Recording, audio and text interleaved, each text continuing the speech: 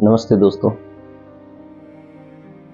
लोकसभा 2024 के चुनाव आ गए हैं। साथियों, सचिन विष्णुदेव सरवटे, पूर्व उपाध्यक्ष, अनुसूचित जाति आयोग राजस्थान सरकार एवं प्रदेश कांग्रेस कमेटी का सचिव हूँ राजस्थान से। आप सभी साथियों से मेरा निवेदन है कि ये जो चुनाव है 2024 का लोकसभा का चुनाव, ये अत्यंत महत्वपूर्ण चुनाव है। मेरी नज़र में ये लोकतंत्र बचाने का चुनाव है।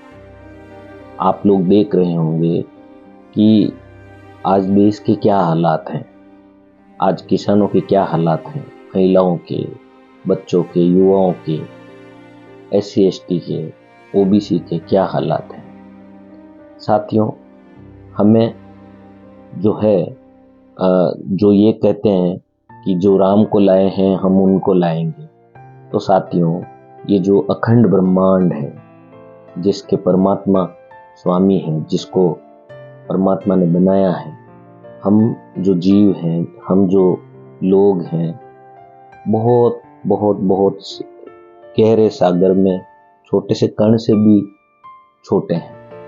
हम परमात्मा को क्या ला सकते हैं? क्या हमारी क्षमता है परमात्मा को लाने की? लेकिन जो लोग आपकी धार्मिक भावनाओं से खेल कर राजनीतिक लाभ लेना चाहते हैं, आपको अपनी दिव्य दृष्टि को खोलना होगा। आपकी जो दिव्य चक्षु है, जो अंदर की अंतरात्मा के अंदर जो चक्षु है, जो आंखें हैं, उनको खोलना होगा, तर्क वितर्क करना होगा और ये जानना होगा कि कौन सच्चा है और कौन झूठा है। क्या केवल भगवान का नाम लेने से देश की तरक्की हो सकती है? अपने आप से आप प्रश्न कीजिए। धर्म और आस्था एक निजी विषय है। वो हर व्यक्ति का अपनी अपनी मान्यताओं पर निर्भर करता है कि वो परमात्मा के किस रूप को माने, किस नाम को माने। हम किसी पे थोप नहीं सकते। कुछ राजनीतिक दल जो हैं, वो राम का नाम लेके और वोट मांगते हैं। उनको विकास उनसे होता नहीं, किसानों की प्रॉब्लम उनसे सॉल्व नहीं होती, महिलाओं पे अत्याचार वो रोक नहीं पाते, SC ST पे जो अत्याचार हो रहे हैं उसके आंकड़ों में कोई कमी आती नहीं, OBC के ऊपर जो जनगणना नहीं करवा पा रहे हैं। और कौन खुश है आप बताइए? किसान खुश नहीं है, खिलाड़ी खुश नहीं है, SC ST OBC हर एक व्यक्ति प्रताड़ित है। और इलेक्ट्रॉन बोर्ड का जो आपने पढ़ा होगा, SBI में क्या चल रहा है, समाचार आप देखते होंगे। ED CBI, इन जो सरकारी संस्थाएं हैं, इनका दुरुपयोग कितने धड़ल्ले से हो रहा है। चुनी हुई सरकारों को, चुनी हुई सरकार, डेमोक्रेसी जो होती है, लोकतंत्र, संविधान में, भारत के संविधान में लोकतंत्र को मान्यता दी है, भारत ने लोकतंत्र को मान्यता दी है। ये लोग चुनी हुई सरकार को हॉर्स ट्रेडिंग करके, गिरा कर, शाम दाम दंड भेद से वहाँ की सरकार को नकार के और अपनी सरकार बना लेते हैं। ऐसे लोगों का क्या मोरल होगा, आप खुद सोचिए। आए दिन देखते हैं, किसी को ED से डराएंगे, किसी को CBI से डराएंगे और उसे या तो मजबूर कर देंगे कि वो पार्टी छोड़े। अच्छा, जैसे ही वो व्यक्ति पार्टी छोड़ता है, उसके सारे पाप धुल जाते हैं। जो मोदी वॉशिंग पाउडर, भाजपा का जो वॉशिंग पाउडर है, उसमें सारे पाप धुल जाते हैं, उनके सारे काम धुल जाते हैं। तो साथियों, मेरा आपसे यही कहना है कि ये जो 2024 का लोकसभा का चुनाव है, इसमें आपको विशेष तौर से अपने मन की आंखें खोल कर देखना होगा। आपको देखना होगा कि भगवे के पीछे, जो भगवा धारण कर रखा है, उसके पीछे राजनीतिक व्यक्ति है या वास्तव में संत है। आपने किसी संत महात्मा को राजनीति करते देखा है? संत महात्मा होते थे शिरडी वाले साईं बाबा, कबीरदास जी। ये लोग अपने आप में मगन रहते थे, संसार से दूर, मोह माया से दूर। इनको संसार से लेना देना नहीं था। भगवान बुद्ध, जो हिंदू धर्म जिसको 10वां अवतार कहते हैं, क्या वो राजनीति और इन सब चीज़ों में रुचि लेते थे? वो सन्यासी थे, उन्होंने सन्यास का जीवन जिया।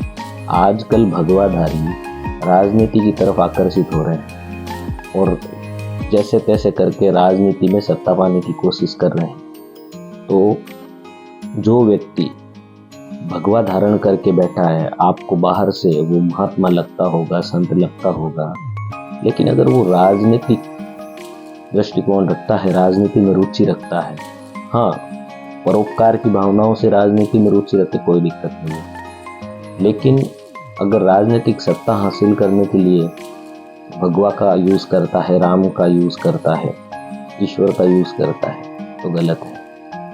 राम सबके हैं, किसके नहीं है? क्या मुस्लिमों के राम नहीं है? क्या हिंदुओं के अल्लाह नहीं है? क्या पानी को जल, नीर, वाटर कह देने से वो अलग हो जाता है? इसी तरह से ईश्वर जो है वो परम सत्ता है, वो सब एक ही है। चाहे उसे राम कह दीजिए, चाहे उसे गॉड कह दीजिए, चाहे उसे अल्लाह कह दीजिए, चाहे उसे ईश्वर कह दीजिए, कुछ भी कह दीजिए, वो एक है। और राजनीति को धर्म से बिल्कुल अलग रखना चाहिए। मेरी राजनीतिक मान्यता कुछ भी हो सकती है, मेरे आस्था के विचार कुछ भी हो सकते हैं। आप देखते होंगे एक ही परिवार में, एक ही घर में, कोई बीजेपी में है, कोई कांग्रेस में, ऐसे बहुत सारे उदाहरण हैं। तो जब एक ही घर में रहते हुए अलग अलग राजनीतिक दृष्टिकोण हो सकता है, तो हम एक ही देश में रहकर अलग अलग धर्मों का जो आस्था है उसको स्वीकार क्यों नहीं कर सकते? अभी कुछ दिन पहले एक वीडियो वायरल हुआ था जिसमें कुछ लोग नमाज पढ़ रहे थे, ईश्वर की इबादत कर रहे थे, परमात्मा की इबादत कर रहे थे, और उनको एक पुलिस वाले ने लातों से मारा। ये व्यवहार उचित है? आप बताइए, कौन सा धर्म सिखाता है ये कि जो ईश्वर से प्रेम कर रहा है, ईश्वर की साधना में लीन है, मान लो मैं ध्यान में बैठा हूँ, परमात्मा के एकदम एक तार होके बैठा हूँ, और उस समय कोई आके अगर मेरे साथ मारपीट करे, तो मैं अगर हिंदू हूँ तो मुझे क्या ये अच्छा लगेगा? तो ये इस तरह का माहौल चल रहा है देश में, नफरत का माहौल चल रहा है। आज राहुल गांधी जी चीख चीख कर कह रहे हैं कि भाई ये इलेक्टोरल बॉन्ड का स्कैम क्यों हुआ, क्या हुआ, किसने चंदा दिया, उसका खुलासा करना चाहिए। सुप्रीम कोर्ट भी आदेश दे रहा है एसबीआई को। ईवीएम की गड़बड़ी की बातें आए दिन उठती रहती है, बैलेट पेपर पर चुनाव क्यों नहीं करवाते हैं? आप किस कॉन्फिडेंस से कहते हैं कि 400 पार, अब की बार 400 पार? आप किस कॉन्फिडेंस से कहते हैं कि जो राम को लाएं हम उनको लाएंगे? What do you mean by this? आप राम को ला सकते हैं, वो ईश्वर है, परम सत्ता है, हम उनके सामने तो कुछ भी नहीं है, हम उनको क्या लाएंगे? वो तो पहले से आए हुए हैं, सबके हृदय में विराजमान है, मेरे हृदय में विराजमान है, आपके हृदय में विराजमान है, सबके हृदय में विराजमान है जो उसको मानता है। लेकिन राम राम करने से देश नहीं चलता है भैया। देश चलाने के लिए एक प्रॉपर तरीका होता है, मैनेजमेंट होता है, जिसमें 36 कौम को साथ लेकर चलना पड़ता है। गरीबों के लिए विशेष ध्यान रखना पड़ता है, किसानों का विशेष ध्यान रखना पड़ता है। ऐसा नहीं कि आप काम कुछ भी नहीं करें, आप नोटबंदी करवा देंगे, आप कभी जीएसटी लगा देंगे, आप कभी क्या करवा देंगे, और आप राम राम करके और सत्ता की बात करने लग जाते हैं। 2 धर्मों को लड़ाओ, सत्ता में आ जाओ। ये फॉर्मूला आखिर कब तक चलाएंगे आप? और मैं तो जनता से भी ये कहूँगा कि आप इनके इस फॉर्मूले को समझते क्यों नहीं हो? आप क्यों नहीं समझते हो कि ये सब सत्ता पाने के लिए राम का नाम लिया जा रहा है? राम का नाम लेना कोई बुरा नहीं है, अल्लाह ईश्वर का नाम लेना कोई बुरा नहीं है, सब एक है, अलग है ही नहीं। जो अलग मानता है वो मूर्ख है। राम और अल्लाह में कोई फर्क नहीं है। चलिए, ये एक धर्म का अलग विषय है, आप कहेंगे कि मैं प्रवचन देने लग गया। हम बात कर रहे थे राजनीति की। दोस्तों, देश में राजनीति जो है वो देश के हालात सुधारने के लिए होती है, ना कि देश की जो है हालात खराब करने के लिए होती है। राहुल गांधी जी कहते हैं कि भारत माता की जय, तो भारत माता की जय का मतलब है भारत की जनता की जय। अरे भाई, भारत माता की जय कब होगी? जब भारत माता की संतान, जो उसकी जनता है, वो खुशहाली से रहेगी, वो सुखपूर्वक रहेगी, तभी तो भारत माता की जय होगी, वरना कैसे होगी? आप बताइए। और ये लोग जो है निडरता से जैसी मर्जी वैसे कर रहे हैं, किसी का डर नहीं, कुछ नहीं। क्या चल रहा है देश के अंदर? क्यों ऐसा माहौल है? आप व्हाट्सएप पे किसी ग्रुप में किसी से बहस नहीं कर सकते, आप सोशल मीडिया पे किसी से बहस नहीं कर सकते। या तो आपको उनके स्तर तक नीचे जाना पड़ेगा, और अगर आप एक शांति प्रिय व्यक्ति हैं तो आपको क्विट करना पड़ेगा, वहाँ से जाना पड़ेगा, उस ग्रुप को छोड़ना पड़ेगा या चुप बैठना पड़ेगा। तो ये लोग हैवी हो जाते हैं। ऐसा क्यों होता है? इनको सभ्यता भी नहीं है बात करने की। कुछ लोगों को, मैं सभी की बात नहीं कर रहा हूँ, राजनीतिक दृष्टिकोण सभी के अलग अलग हो सकते हैं। कोई व्यक्ति भाजपा को मान सकता है, कोई कांग्रेस को मान सकता है। तो जो जिस पार्टी को मानता है, उस पार्टी के अगर कोई विशेष काम है तो उसे गिनाए।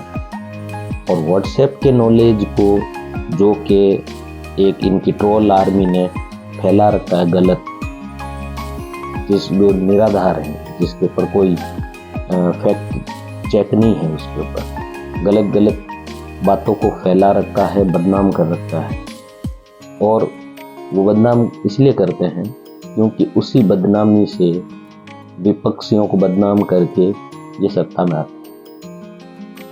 ईडी, सीबीआई और जो सरकारी एजेंसीज हैं, उनका दुरुपयोग धड़ल्ले से हो रहा है। क्यों हो रहा है? आखिर ये लोग क्या चाहते हैं? देश के विकास के लिए इनको प्रॉपर तरीके से मैनेजमेंट की ओर ध्यान देना चाहिए, प्रॉपर योजनाओं का क्रियान्वयन करना चाहिए, और नफरत की राजनीति नहीं, प्रेम की राजनीति करनी चाहिए। हम किस देश में जी रहे हैं? यहाँ गुरु नानक जैसे लोग हुए हैं, यहाँ भगवान राम जैसे लोग हुए हैं, कृष्ण जो कि प्रेम के प्रतीक है, उसका देश है ये, कृष्ण का देश है। भगवान बुद्ध, करुणा, दया, उनका देश है ये। हम क्या कर रहे हैं? हम नफरत को बढ़ावा दे रहे हैं। क्यों कर रहे हैं हम लोग ऐसा? कभी सोचा है? 1 मिनट के लिए आप कभी आंख बंद करके सोचिए कि हम क्या कर रहे हैं। बुद्ध ने ध्यान का रास्ता दिखाया, और बुद्ध भगवान को ये कहते हैं कि विष्णु के 10वें अवतार हैं। तो भैया बुद्ध भगवान की बात ही मान लो आप, और किसी की मत मानो। भगवान बुद्ध ने तो दया, करुणा, प्रेम, भाईचारा, एकता सिखाई है, उन्हीं की बात मान लो। वो भी तो विष्णु भगवान के 10वें अवतार हैं। खैर साथियों, ये एक अलग विषय मैंने कहा ना। राजनीति अलग चीज है और धार्मिक आस्था अलग चीज है। तो हर वो भगवाधारी जिसे आप देखते हैं, उसके अंदर भीतर झांक कर देखिए, उसके अंतरात्मा। अगर उस भगवे के पीछे राजनीतिक व्यक्ति छुपा हुआ है तो फिर वो भगवाधारी संत महात्मा नहीं हो सकता। और अगर कोई सफेद चोला पहने व्यक्ति है और हमें पता ही नहीं है कि ये संत है कि महात्मा है, तो उसकी करनी से, उसकी कथनी से, उसके व्यवहार से आपको अपने आप ही झलक जाएगा। आप कहते हैं, सुना होगा आपने कई बार, कि बहुत संत आदमी है। ये बहुत संत आदमी है का मतलब क्या है? क्योंकि आपने उसके अंदर उनका संतत्व देखा है, वो आपने अपनी दिव्य दृष्टि से देखा है। तो ये जो 2024 का चुनाव है लोकसभा का, ये लोकतंत्र को बचाने का चुनाव है, आंख खोलने का चुनाव है। ध्यान रखिएगा, मैं फिर कह रहा हूँ, ये आंख नहीं, जो भीतर आपकी आंख है, जो ज्ञान चक्षु है, जो तर्क वितर्क के, जो आपको ईश्वर ने, उस परम सत्ता ने, उस राम ने आपको बुद्धि दी है, उसका उपयोग करने का ये चुनाव है। इस चुनाव में गलत लोगों का सिलेक्शन हो गया तो साथियों फिर इस देश का क्या होगा, वो तो वो परमात्मा ही जाने। धन्यवाद। जय हिंद।